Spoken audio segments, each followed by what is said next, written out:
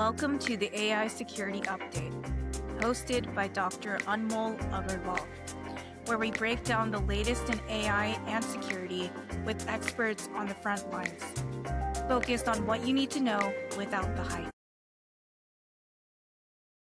Welcome back to another episode of the AI Security Update, where we talk about the latest updates in AI and security from experts working directly in the field.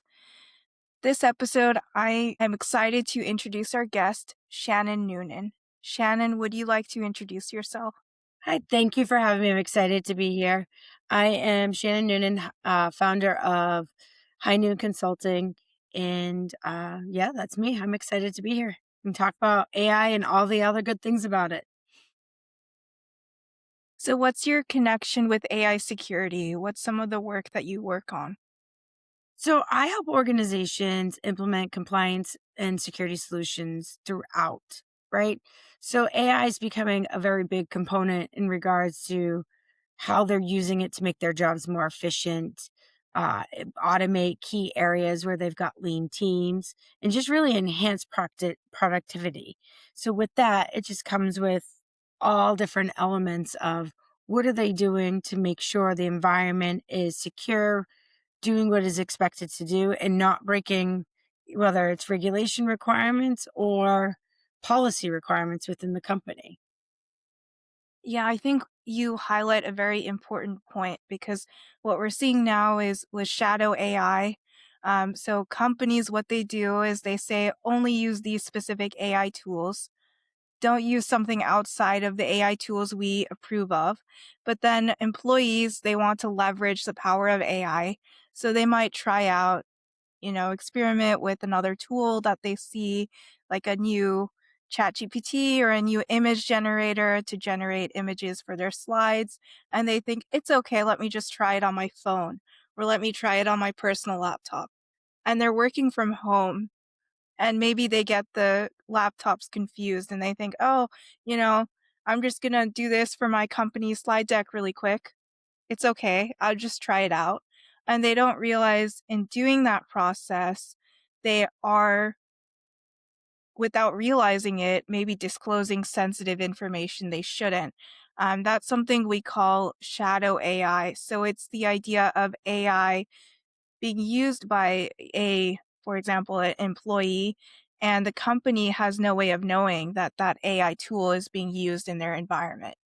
And it's really difficult to actually mitigate this because there's no way for the company to figure out in your house, like, oh, you're using all these different devices and what are you doing on these other devices? They have no way of knowing. That's a violation of privacy. If you're working from home, right? They only have access to your company device, not your personal laptop or your personal phone. So that's something that's definitely a risk. But then, Shannon, how would companies mitigate this risk? Well, that's a fun question because you have to block it, right? There's no real way. You have to monitor and block what's being used outside of the area. It's difficult.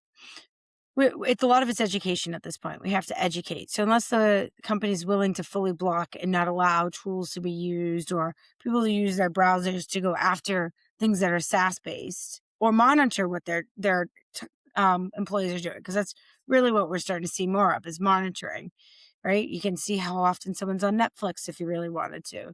All those aspects are starting to come into play. And so training is a big element of this. In shadow IT, shadow AI, that's not unheard of, right? Everybody's been doing it, right? We've got Chrome enhancements, people adding stuff to their browsers all the time to help automate stuff and shopping and so on and so forth, right? This is not a new element, but it is impactful to an organization. Is how do we get in front of it, right? It's going to even impact, they call it software bill of materials. What is the AI bill of materials, right? You don't know all of the elements and all the AI models that are being used. You don't know what people are deploying in environments and what the downward impact is. So we have to really look at all of these different pieces and figure out what it is. It's not just about data leak. And that's what a lot of people only think of. Oh my gosh, I'm going to lose data. I'm going to lose data. Yes, you are. And that is happening as we speak if you don't have process, policy, and training in place around it. But what else is happening is things are breaking. And so we're seeing right now, right, where people are deploying tools and then that vendor is applying a patch and that patch breaks a process in the system, right? I have seen in organizations where DevOps tools have that are using AI DevOps tools, they deploy a patch, the vendor does. The patch overrides the configurations. Now those all of a sudden releasing code into production. That's impactful because what happens if it releases something you're not ready for it to be released or wasn't approved? Now you've got non approved code into production, something that wasn't tested, and you have no control in it. So we really have to start aligning and sussing where do you need somebody in the middle, that person to hit the button versus having automation. And we've been having that question for years, but now it's much more active, it's faster. And so we just have to get ahead of it. And a lot of this is going to be training because now the everyday person has access to the ability to speed up their jobs, make them faster. And now are they using it is it an approved tool? Are they using it at the company's capacity? And how are they making it better without leaking information? Right, you're making really great points. So just for our listeners who aren't aware, could you just explain software bill of materials? Software bill of materials is really what the build is of the backbone of an application you're using. So any of these apps, they're supposed to have a bill of materials that says what it takes to build that out. What are they using in the software, whether it's code, external open source code, so on and so forth. They're supposed to list it all out and have it tracked. Yeah, actually, one of the main agencies leading this effort was an agency I used to work at, the Cybersecurity and Infrastructure Security Agency. So we're seeing a lot of people very much interested in this idea of software bill of materials. So you'll see conversations with different governments, with academia, and they're all trying to solve this problem. And this idea of AI bill of materials, so basically the same idea of software bill of materials, but applying it to AI. And that's something people are trying to work on now. But the challenge and the limitation we see with AI is it's very difficult sometimes to see what exactly is going into your AI model. Like you can see, okay, like you have an AI model. This is a really cool AI model that you just want to try out, but then you don't know where is the data coming from, what are the dependencies? What libraries are they calling, right? If you're programming, oftentimes you'll know that you import libraries like import pandas, for example, in Python, and you would import all these different libraries into your code. But then are those libraries calling some third party application that you have no control over? You don't have that visibility with AI. And I would say it's very common in AI to have this limitation. So that's why it becomes even more challenging to see like what is the security risk with some of these different third party dependencies because you don't have a way of tracking that. So Shannon, my next question is, um, you mentioned that AI usage is growing across the industry. And you mentioned it's very important to have education, right? Security awareness. I would say even AI education as well. What are some other challenges you're seeing across the industry related to AI security? I mean, it's pretty, it's kind of honestly the same security issues, just now with a new enhanced tool, right? And so it's access controls. What type of data is going into the environment? We're creating new environments with new data sets that people should or should not have access to, right? So we're reapplying the same controls and access requirements that we would in any application. If you are in a healthcare environment, if a person is not supposed to have access to HIPAA, do they have restrictions in the AI tool? Because if the data's there, they can search it. So it's needless to say, we've got to make sure we're applying what the company core already has to an AI tool, right? You just don't leave it open. And so that's the piece of this. It's applying your current policies and procedures and making sure you're meeting those requirements with a new tool, right? AI is a tool and we should leverage it and grow with it, but we should not forget what our core is. What are we doing, right? If we deploy changes, what is our system development lifecycle? How are we making sure that everything is tested and approved before deploying into production?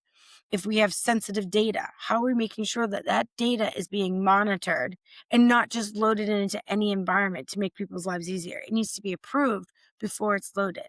If people are using and developing their AI processes to enhance themselves, has that tool been approved to be used? And if it's not, you're creating a shadow IT environment, shadow AI environment.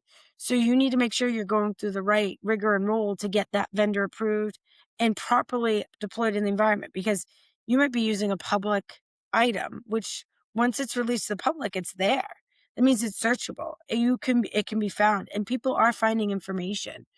I make a joke about this, but people are doing this. RFPs. People will load up an RFP into a ChatGPT, a Gemini, and they'll say, tell me what everybody else replied to in that RFP. And it will give the responses that others have already searched and requested to those same questions in that RFP. So they're getting that information that you already are putting out there. These AI tools are just learning off of everything we're entering in. And the more we put, the more it's going to learn from it. So we have to make sure we're securing that. We have proper protocols around it. And it doesn't change whether it's an enterprise risk solution, an accounting software, a development tool, right? We've got controls there. We need to do the same with AI. And I'm so glad you mentioned RFP because in another episode, we had someone from the US Navy talking about how they use generative AI in their work. And one of the main use cases they mentioned was using it for RFPs. But in the Navy, they have their own approved tool, genai.mil.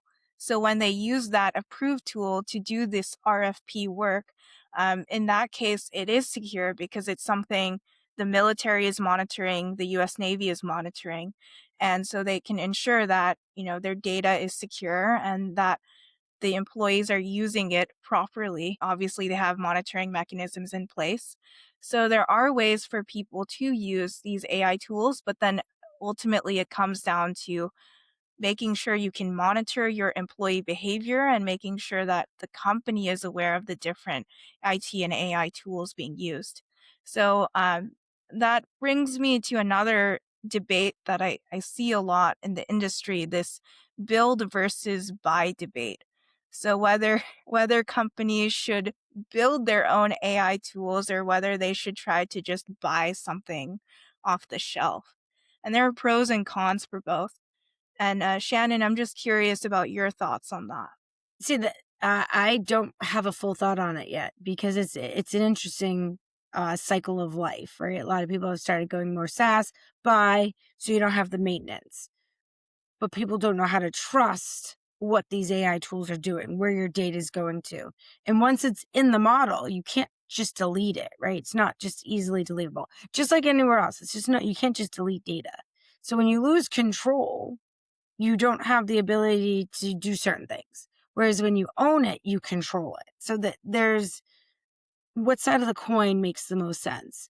I think it's a trust factor. How do we know that we can trust the environments, right? But we have our own personal environments that we're buying. ChatGPT says our information is not going out; it's stored within our bucket. But then all of a sudden, this configuration changed that game on us. I'm telling you about the DevOps situation where they applied a patch and it removed all of the configurations that the company had put in place to restrict and control.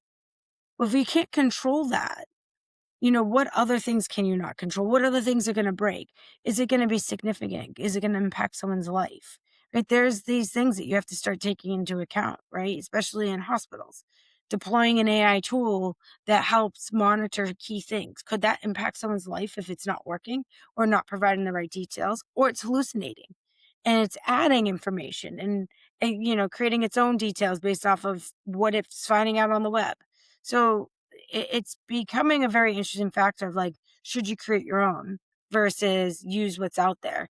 But it's going to come down to a trust factor. If we can't trust what's out there and we see more and more things break, right? I think it was a year ago we heard about an AI tool deleting an entire code base, right? So like what if that keeps happening, you're going to see more people build because they're not going to be able to trust what is there to be able to leverage it, and they would rather bring it in-house. But if someone doesn't have the resources, they're gonna leverage what's out there and build what's available to their fingertips. How do we make sure it's safe? How do we make sure it's secure? How do you know that that individual is going to not be blasted everywhere, right? You don't have your next door neighbor's information publicized everywhere because the hospital is using an AI tool.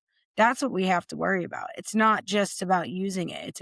It's what could potentially get leaked because we decided to use a tool, and then all of a sudden a patch happens and you've lost all this data, right? Those are the things that we have to think of. How do we protect children? Because as we start doing these analysis and children's information gets loaded up, there's an element, a way to get back to the individual, because what if there is something wrong? You have to be able to backtrack it, right? So we just have to be really careful. It's great. We got to use it, but we got to figure out how to do it the right way. Right, exactly. And so my next question is, just think about a current event related to something that the public knows about that's kind of related to AI security or cybersecurity. What is current right now that AI is doing? And everyone's, talking about shadow IT or where they can automate it. I think one of the big things is robocalls right now. Robocalls is a big element that none of us really truly know how to handle. How is the elderly handling a robocall where they think it sounds like their grandchild or their daughter, and they think that they're being attacked, or this constant calling for an individual? We need some way to be able to differentiate it.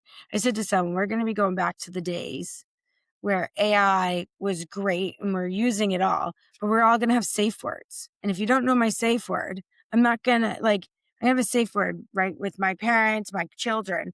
And if this robocall doesn't know the safe word, then, well, I'm going to hang up because I know you're faulty.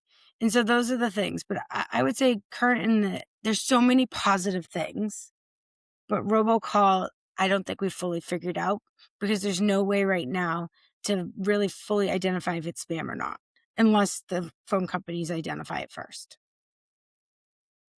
I think one challenge we have is this robocall is an example of a deep fake, and that's something people might have heard about. Deep fakes, you see something on social media, it doesn't quite add up.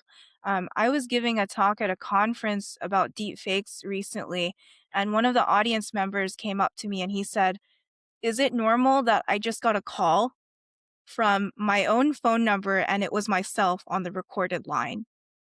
And that was an example of a deep fake Right, a big robocall. deep fake, yeah. Yeah.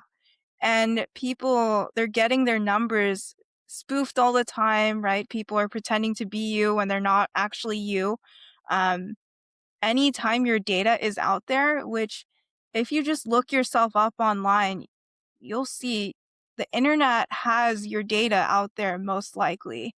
And you don't remember giving that data out, but then the internet has it. So people have access to your address, your email, your phone number, and how do you still protect yourself when people know things about you and they might know like, okay, your phone number is this, or you like going to this place every Friday, because all of us now, we're on social media. We post about where we'll be. We'll post about like, oh, I go here every Friday. And then what adversaries or attackers can try to do is they can use something called OSINT or open source intelligence to just look you up and say, oh, okay, every Friday you go to this place. You like using this phone number. Let me call you about something you're interested in, and then that's something that they can leverage and use to get additional information out of you or to trick you. Oftentimes, these robocalls does try to get you to do something for them. It's like a spam call right? We all remember the email ads like Prince of Nigeria begging for money, right? And now these robocalls are much more sophisticated. So, and Shannon, you mentioned the idea of having a safe word, and I've heard that a lot from people too. And one thing about the safe word is make it really difficult to guess. Make it something that people couldn't just guess right away, and make sure obviously you don't share that password with the internet or just post Or it right. somewhere. It is Yeah. it is a secret word with the family. Yeah. Yeah. And make sure that everyone in your family knows, like, don't share it with people outside of the group because then that defeats the whole purpose of it. Yeah. We're going back to what the 80s and 70s did. If someone comes to the playground and says you're with them, but they don't know the safe word, you're not going. Right now, I'm more worried about, like, it's not even about the workforce, so the everyday individual. How are we protecting them? Right? I work with an organization called Sapria, and we're worried about children right now, right? Just going back to the deep fakes, what is happening to children? How are we protecting children? Because they are so innocent and they are being exposed to so much that none of us were exposed to. And with AI, it's even faster, right? You can create videos and throw it on YouTube without even doing much, right? Throw it in Yeah. ChatGPT, put the script and or wherever, right? And we'll create the whole video for you. And you can throw it up in the kids section of chat, if it's kid friendly, flag it as kid friendly, and it goes up there and you're putting an impression on a child. What are we doing about that? How are we protecting these children? And I think that's one of the things. It's not just about the everyday person and what data is being leaked in the company or how are we putting controls in place, but how are we protecting these children that are being exposed to more, that don't understand what it's like to keep their data secure? And even like these parents who post, I mean, I'm guilty of it. We all post things all over the internet about our children because we want to share it with our friends and family. Well, we're giving away their identity before they're even old enough, right? And so fraud then becomes an issue. People don't even understand that a child's social security number is worth more than an older person. A baby's social security number on the dark web is worth more than an older person. Is that someone can take a younger person's identity and steal it throughout their lives, because most times most individuals don't even look at their information about themselves until they're about 18, right? On Right. certain aspects of the world. Some people do it earlier than that, but think of it, the everyday person. They're probably not getting a credit card until they're on their own, maybe when they're 18. They're not opening up their own first cell phone account until they're maybe in their 20s because they're on their parents' plan. They don't get health insurance until they're 26 unless they start a job. There's all of these pieces where earlier in life you would do it earlier. Well, you have people that can steal that identity up until that point, and we're not educating on that. And that could be image, voice, their social security numbers could all get stolen and replicated, and you wouldn't even know it's happening because you're not doing anything about that information for your child out there. It's a fascinating thing, and I say this to people all the time. It's like, it's crazy what you can and can't do, and if you're not staying on top of it and educating yourself, right, you could lose from AI so much of yourself, and those are the things that we also need to take into account. Like, that's a big element. I know it's outside of my world sometimes, but that's a big element, especially when I have 2 children, so I'm always like, "What is AI doing to my kids? How am I gonna impact them and save them?" And I think we've also seen this with kids is that a lot of times they just want to do the next cool thing. And I mean, when I was growing up, we started using social media, but it wasn't to this level. And now I would say even after the pandemic, it's just everyone's on social media. Everyone's just posting like updates like Snapchat, right? They just post an update like, "Hey, this is my story. This is what I did all day." And it's okay because all my friends are doing it, so it's fine. And then they don't realize that by giving up this data, it does have consequences. Then we've actually seen this, happen that kids are giving their data or they're trusting in AI and then it has devastating consequences. For example, one teenager, he used character AI and actually formed an emotional attachment to an AI chatbot and thought that the AI chatbot was like his girlfriend. And the AI chatbot was responding with, romantic messages, and the teenager was getting very attached to this AI chatbot. I think another thing we're seeing with children is loneliness. I think to fill that void of loneliness, instead of turning to people, sometimes they're turning to AI bots. Yep. And Well, they don't know how to communicate anymore. We're finding that out. They're doing trainings now to teach children how to do job interviews because we don't know how to, they don't know how to communicate because all they do is this. They're on a phone all day long. We've removed the ability for kids to communicate because they're just not out there communicating to the everyday person. They're doing it behind a screen. you don't need to talk to people anymore. Everything's online. You can just use apps to order food, mobile delivery, apps to get your groceries picked up or delivered, apps to even find out where different items are in the grocery store. I use that. Those are convenient apps, obviously. Like, I don't want to go through all these aisles of Costco to find what I'm looking for. Why don't I just use an app to find it? But then also, you don't really need to ask people for directions anymore. You don't need to really talk to people anymore. Yep. And that can also have a negative effect as well. Yeah, Uh, we need to pull out the maps and the compasses again. Just go for a hike in the green woods. And I think we're going to start seeing more of that. People are going to want to go outside. People are going to want to interact. We're seeing in the workforce, right? COVID brought a lot of people remotely. Now people want to get back and interact. They want to socialize, right? That we are an element, a human element that wants to talk.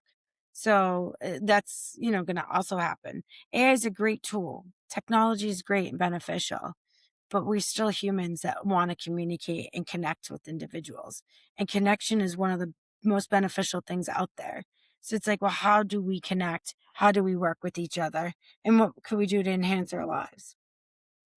Any other advice you have for people listening to the episode? Just stay educated. Make sure you're always learning and don't always trust everything AI says to you. Make sure you validate because it can make stuff up. Yeah, like we saw a year ago that when you typed in a search into Google, it said, "Yeah, you can use glue on your pizza.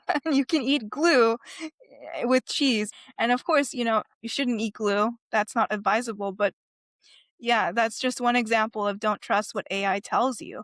So whenever you see something, make sure you verify it. I think we've said this in other episodes as well, but no AI tool is 100% accurate. But like we were talking about, there are also positive uses of AI, but it's just a matter of using it responsibly. Exactly. Exactly. So. Any other resources you recommend for people to learn more about these concepts? To be honest with you, it's really funny is like a lot of my resources actually come from me Googling on ChatGPT or something similar, being like, hey, give me the top 5 things that have happened. And then I go research it out there. So as I say that, it's like you can actively use these tools to help you go find more information about what's going on out there. Lots of different things. Finding podcasts that are talking about it. I really want to get back down to learning from people. Everyone has experience and exposed to something. So how do we learn from them? And that's what we need to get back to. So find that podcast that you can learn and grow from. Find that book that someone has experience to it and really learn from them. I think we got to get back to the human element because people have done things. It's not just learning from ChatGPT and asking for the 5 steps. It's working with someone that's been exposed to it and having them also teach you how to do things because you might learn something better another way. You're going to learn from the experiences of the bad things that they went through, but now you're going to figure out how to do things faster, quicker by learning from somebody. So we got to get back to that as well. It's not just reading a script and following it. It's reconnecting with people and learning from them and being exposed to what they've been exposed to. It's like when you're starting a new job and at first you don't want to ask questions because you want to seem, competent in your role. So you think, let me just Google or search on how to do this and not ask my colleagues. And that's something I think we've all experienced when we're starting a new job. And it's like, instead of trying to use Google or an AI tool all the time, maybe just talk to your colleague and ask them, like, hey, how do you do this? How do you access this tool on the company website? And then your colleague would have the experience to tell you, this is exactly how you do it. And it only takes 2 minutes versus you spending hours and hours trying to figure it out on your own. So Right. sometimes it's helpful to just reach out to people and learn from them and learn from their experience. And I would say, sometimes when we communicate as people, the explanations are clearer than what you might get with a chatbot because they know where you're coming from, what exactly you're trying to accomplish. With an AI chatbot, all it's doing is getting data from everywhere, but it can't really customize it to you or your specific use case. Right. Right. Exactly. Exactly. Thank you so much, Shannon, for being on our show. Is there anything else that you would like to add? If anyone has any questions they want to follow up with me, you can reach out to me at info@hntc.io or sales at htntc.io, or reach out to me on LinkedIn, Shannon Noonan. Look forward to hearing from anyone who has additional questions. And thank you so much for having me. This has been great today. Thank you, Shannon. And this concludes our episode of the AI Security Update. We'll be back next time with more great conversations. Thank you for listening to the AI Security Update.